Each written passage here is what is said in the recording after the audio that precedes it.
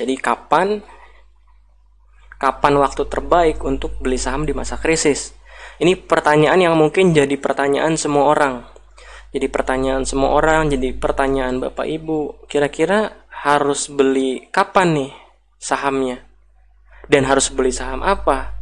Terus gimana belinya? Nah, ini yang akan dijawab di sini, di gathering ini. Nah, sebelum kita masuk kapan waktu terbaik beli, kita lihat dulu IHSG krisis dan recovery secara statistik. Jadi secara statistik. Nah, secara statistik ini adalah saya coba setting krisis-krisis yang pernah terjadi di IHSG atau penurunan-penurunan yang pernah terjadi di IHSG. Sebenarnya yang mayor ada 3, 2008, 2015 sama sekarang. Cuma yang minornya ya saya masukin aja 2013. Jadi ada 2008 itu IHSG turun 54,77%, lalu ada 2013 IHSG turun 17,24%, 2015 turun 23%. Dan 2020 itu turun 22%. Nah, ini saya buat waktu hari Jumat. Jadi saya buat waktu hari Jumat. Jadi datanya masih pakai data hari Jumat. Nah, kalau per hari ini IHSG itu sudah turun 30%. Jadi kalau per hari ini IHSG itu sudah turun 30% kurang lebih lah. Dan dari krisis-krisis yang ada yang saya pelajari, recovery itu nggak pernah terjadi 1 atau 2 bulan. Recovery itu nggak pernah terjadi 1 sampai 2 bulan. Nah, maksudnya recovery itu apa sih, Pak? Kalau saya mengartikan recovery adalah saat dimana IHSG sudah kembali ke level sebelum dia jatuh. Jadi kalau dalam 2008 ya berarti di sini. Kalau 2013 sebelum jatuh dia di sini, berarti kita tarik di sini. Lalu 2015 di sini. Nah, jadi itu level recovery menurut saya. Jadi recovery itu tidak terjadi sebulan atau 2 bulan. Kita lihat 2008 crashnya 11 bulan, recovery-nya 16 bulan. 2013 IHSG jatuhnya 3 bulan, recovery-nya 11 bulan. 2015 IHSG jatuh 6 bulan, recovery-nya 11 bulan. Nah, sekarang 2020 kita nggak tahu crash-nya berapa bulan. Kita juga nggak tahu recovery-nya berapa bulan. Nah, ini yang akan kita bahas. Nah, jadi ini data-data ininya, jadi crash-nya, startnya. Jadi startnya tanggal berapa, recovery-nya tanggal berapa, bottom-nya tanggal berapa. Nah, ini data-data aja sih, mungkin nanti bisa dilihat karena slide-nya juga saya kasih. Jadi ini nggak perlu dijelaskan, yang pasti ini tanggal start dari krisisnya, rek itu tanggal dia recovery atau bulan dia recovery, lalu bot itu bottomnya seperti itu. Nah, pertanyaannya adalah kenapa recovery-nya lama? Kenapa setiap krisis itu recovery-nya lama, recovery index IHSG-nya? Nah, kalau saya berpikir, jadi kita ini kan DNA sesungguhnya DNA trader rata-rata. Orang market sekarang aja masih pada trading kok. Ya kan, market sekarang aja lagi pada trading. Nah, kenapa bursa atau IHSG nggak langsung rebound waktu udah bottom? Karena menurut saya, sekalipun mayoritas orang beli waktu di bottom, dibiarin 1 bulan, 2 bulan, 3 bulan juga pasti udah keluar. Jadi kalau saya lihat masa beberapa bulan setelah bottom itu jadi masa bandar atau big player itu masuk akumulasi lagi. Dengan cara apa? Dengan cara naik turunin harganya, membuat harganya sideways, buat harganya nggak kemana-mana, atau mungkin dinaikin dulu harganya, sehingga trader-trader yang oportunis dia akan mikir, udah deh saya jual dulu aja, bisa beli di bawah lagi, dan seperti itu. Nah, itu hanya pikiran logik saya aja yang berasumsi bahwa inilah alasan kenapa recovery market itu nggak cukup 1 bulan 2 bulan Seperti itu. Apalagi nanti pasti akan banyak-banyak nih pelaku-pelaku pasar baru, investor-investor baru yang baru kenal saham, yang ikut-ikutan beli di bottom, beli di bawah. Dikasih untung 20%, 30% aja mungkin udah keluar. Seperti itu. Jadi menurut saya ya, waktu-waktu sebulan, 2 bulan, 3 bulan itu buat bandar atau big player ngumpulin supply dulu. Jadi kesimpulannya apa? Kesimpulannya nggak usah takut ketinggalan. Kesimpulannya nggak usah takut ketinggalan, nggak usah takut nggak usah takut nanti saya nggak kebagian harga bawah dan segala macam, nggak usah takut, tenang aja. Nah, recovery itu nggak pernah terjadi 1 atau 2 bulan saja. Nah, di sini saya coba simulasi. Saya coba riset, saya coba simulasi, saya coba riset. Waktu kemarin saya coba riset ini. Kira-kira waktu IHSG sebelum crash atau di bulan pertama crash itu start, nanti Bapak Ibu akan lihat 3 data. Datanya itu start, ada reg, ada bottom. Start itu adalah harga closing di hari pertama di bulan crash. Jadi misalkan 2018 crashnya Januari, berarti saya beli di akhir bulan Januari itu di harga closing. Nah, reg itu adalah harga saham pada saat bulan recovery. Jadi misalkan recovery-nya bulan Agustus 2010 misalkan, kalau 2010.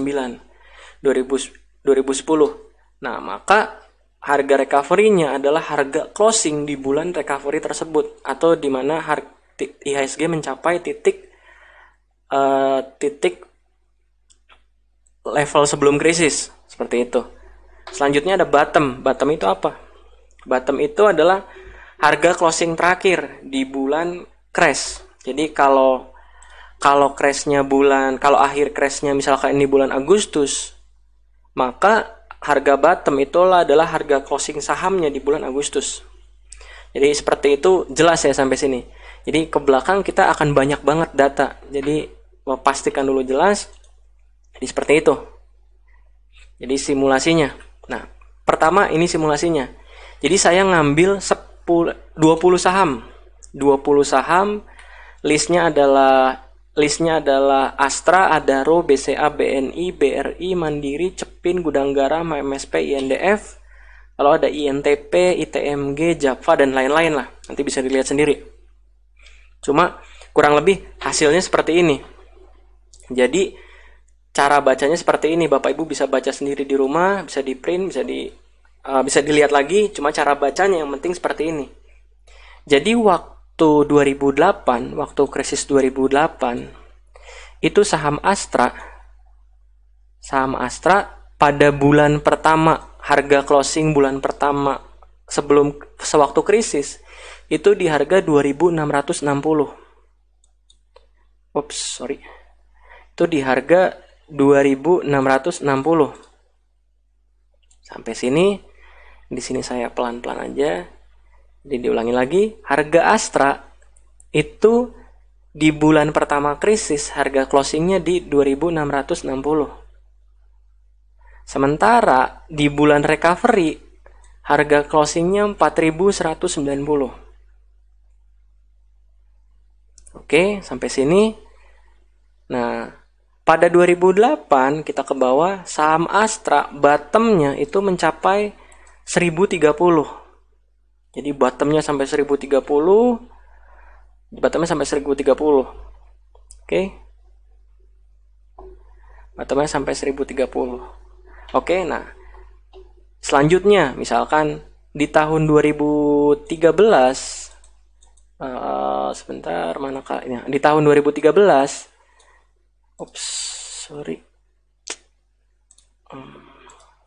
sebentar.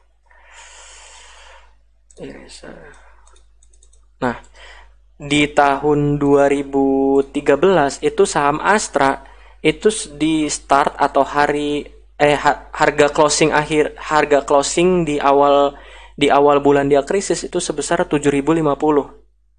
Sementara setelah dia recovery di harga bulan closingnya itu 7.725 dan seterusnya.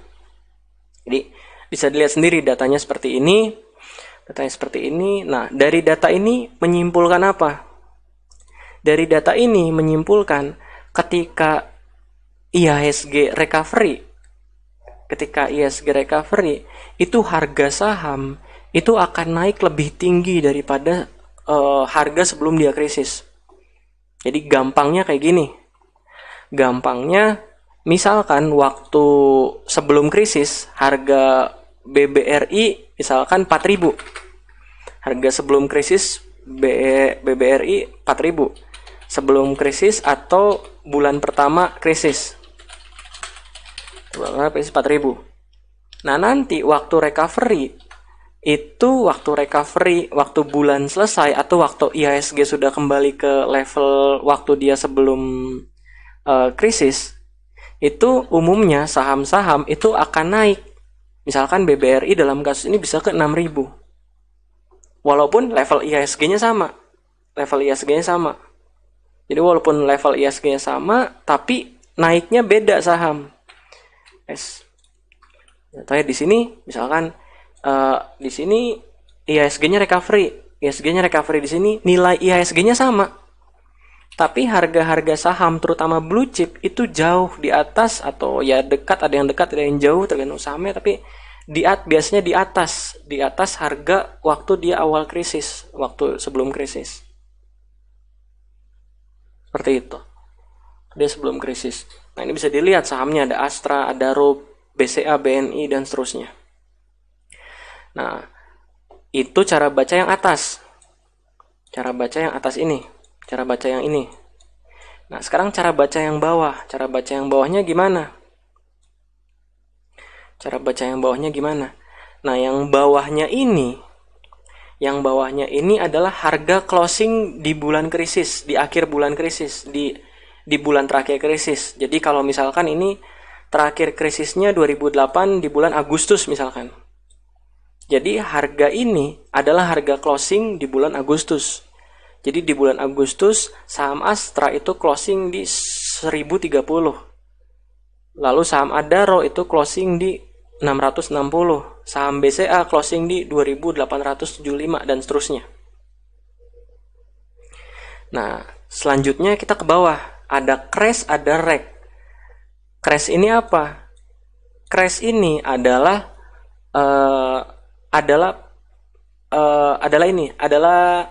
apa namanya? Saya lupa jadinya. Perubahan harga dari start ini ke bottom.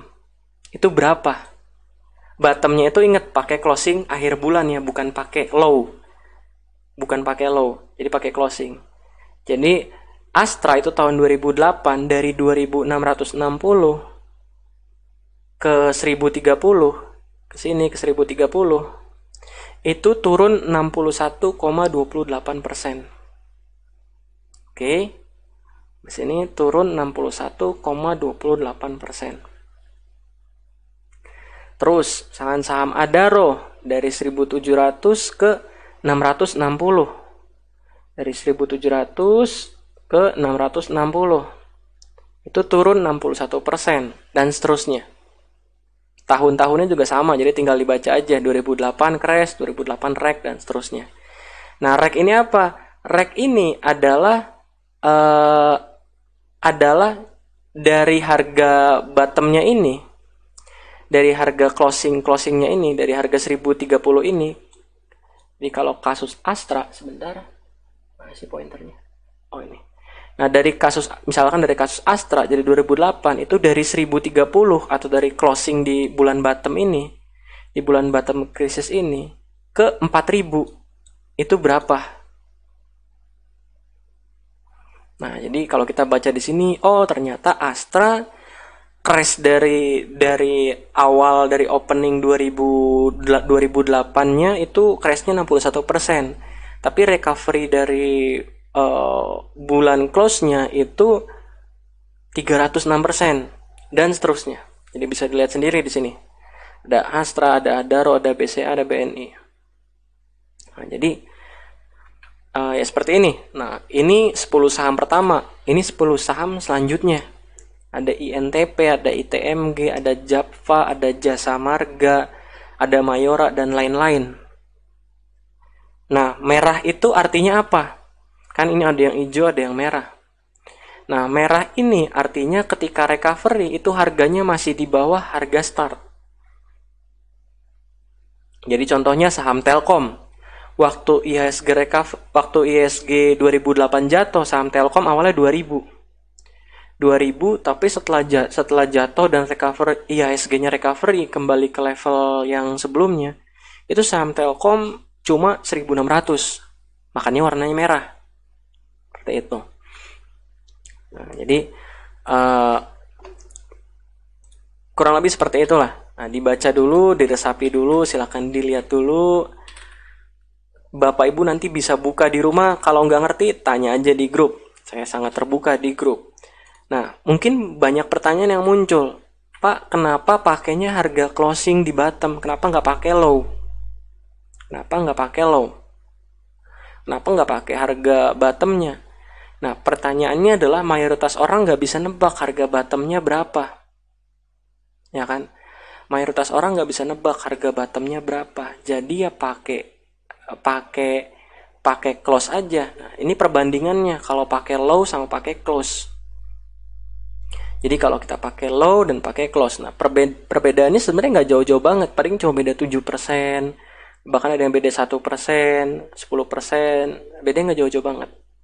Di saham-saham banking misalkan, banking lumayan nih bedanya, karena banking motor dari recovery.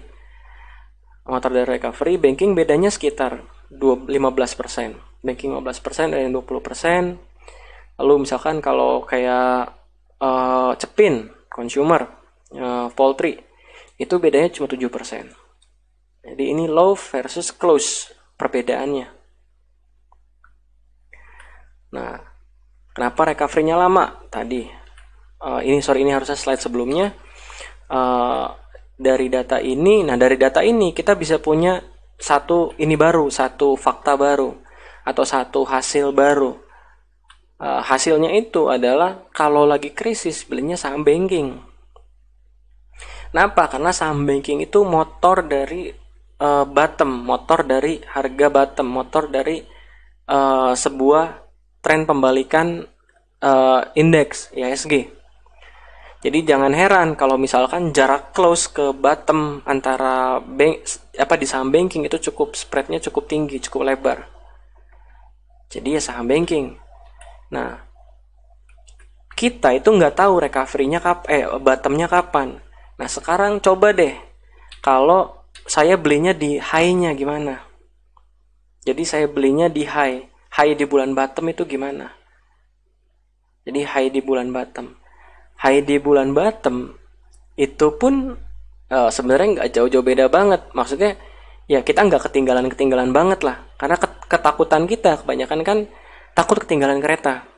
Gimana kalau saya telat beli segala macam? Tenang aja, better late than sorry, nggak usah takut terlambat. Buktinya kalau misalkan kita baru beli di high aja, itu bedanya ya masih mirip sama closing, paling bedanya 10-20%, jadi nggak usah takut. Nah, kurang lebih data-data ini mungkin nanti bisa dilihat lah, karena agak susah kita bahas satu-satu dan jelasin. Nanti bisa coba-coba juga saham apa aja yang mau kita coba statistiknya. Nah, ini selanjutnya. Ya tadi kesimpulannya dari semua itu kesimpulannya dua ini. Harga recovery itu biasanya akan lebih tinggi daripada harga awal sebelum krisis. Jadi bukan indeks ya, tapi sahamnya. Dan recovery market tidak hanya terjadi 1 hari, 2 hari, 1 bulan, 2 bulan, tapi beberapa bulan. Jadi nggak usah khawatir nggak dapat barang, nggak usah khawatir ketinggalan barang. Nah, selanjutnya, ini salah tulis, harusnya nggak ada. Selanjutnya adalah buyback. Jadi banyak yang kemarin ada satu stimulus lagi dari OJK mengenai buyback. Jadi ini adalah list buyback yang saya kumpulkan. Jadi saya kemarin manual catat list buyback itu ada BNI, ada RAL segala macam, dan total dananya, pakai broker apa, periodenya sampai kapan. Nah, buat BNI sama RAL saya nggak dapet datanya. Jadi di prospektusnya nggak ngasih tahu pakai sekuritas apa. Jadi saya nggak bisa share di sini karena nggak dikasih tahu juga di prospektusnya pakai sekuritas apa. Nah, ini buyback. Nah, buyback pun pernah kita bahas. Buyback nggak bikin harga saham naik. Buyback nggak bikin harga saham naik. Kenapa? Karena buyback nggak boleh hajar kanan. Jadi buyback pasrah di bid, nungguin. Nah, ini adalah sejarah buyback dari periode-periode yang sudah-sudah. Waktu itu buyback di 28 Agustus 2013. Buyback kebetulan pas di bottom, lalu naik recovery. Selanjutnya 2015, itu buyback 21 Agustus 2015. Itu buyback, setelah buyback masih buat bottom baru, low baru, harganya naik. Nah, cuma saya nggak tahu nih, waktu itu buybacknya berapa karena datanya udah nggak ada. Karena website bursa kan sekarang udah ganti. Dulu kan bursa websitenya ada satu lagi yang lama banget itu ada semua datanya. Cuma kebetulan saya nggak simpan. Nah, jadi ini setelah buyback. Jadi setelah buyback umumnya mungkin beberapa bulan, sebulan 2 bulan itu akan turun dulu. Jadi begitu diumumin buyback itu nggak usah buru-buru belanja, santai aja. Seperti saya bilang di channel, ada alasannya kenapa buyback dia sampai bulan Juni. Ya kan? Jadi ada alasannya kenapa buyback itu sampai bulan Juni. Kenapa buyback 3 bulan, kenapa buyback nggak sebulan. Nah, jadi santai aja. Cuma yang pasti buyback itu sebenarnya bukan, dan saya rasa ya semua perusahaan yang buyback pasti sudah sadar akan konsekuensinya, konsekuensi likuiditas dan segala macam.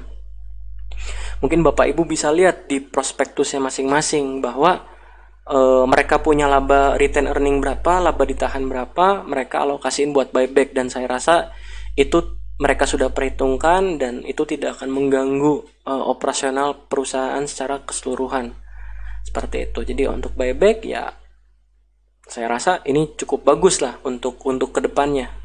Karena begitu emiten buyback tentu dia someday mau jual toh. Dan maksimal itu dipegang 3 tahun.